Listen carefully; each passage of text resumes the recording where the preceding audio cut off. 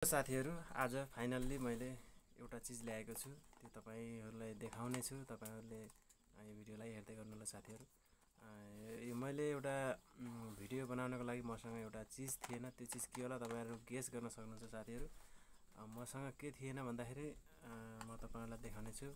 मसँग यो थिएन साथीहरु, यो देख्नु पनि अनि यो चाहिँ थिएन। त्यही भएर मैले आज फाइनल्ली यो लिएर आएको छु, यो माइक। अबदेखि म यो माइकबाट भिडियो बनाउँदै छु साथीहरु। यो भिडियो तपाईहरुले हेर्नु होला। तपाईहरु पनि यो भिडियो बनाउनुहुन्छ भने यस्तै माइक किन्नु होला अनि सस्तो बजेटमा ठिकै हुन्छ। यो मैले ल्याएको छु। विचार गरौँ कसरी काम गर्छ कि गर्दैन, म तपाईहरुको सामु देखाउँछु है त साथीहरु। तपाईहरुले अब म विचार गर्छु, तपाईहरुले हेर्दै गर्नु होला। अब साथीहरु म यसलाई खोल्ने छु साथीहरु।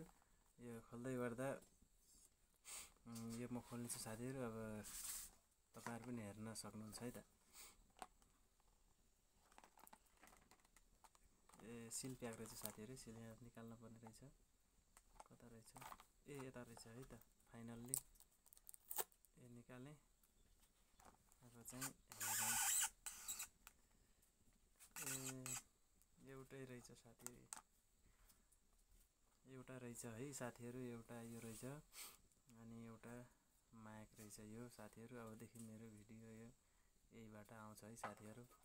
अब यो चाहिँ युज गरेको छैन मैले अहिलेसम्म, तर कसरी युज गर्ने अब यसबारेमा पनि म तपाईहरुको सामु भिडियो ल्याउने छु साथीहरु। अब यो चाहिँ अब युज कताबाट गर्ने हो भन्ने कुरो पनि थाहा छैन।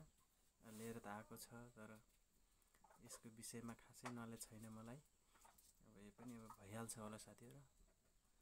जे भए पनि अब योबाट भिडियो बन्छ साथीहरु मेरो। अब त्यही हो फाइनल्ली अब माइकबाट भिडियो बन्ने हो है साथीहरु। हेरेर साथ दिनु होला।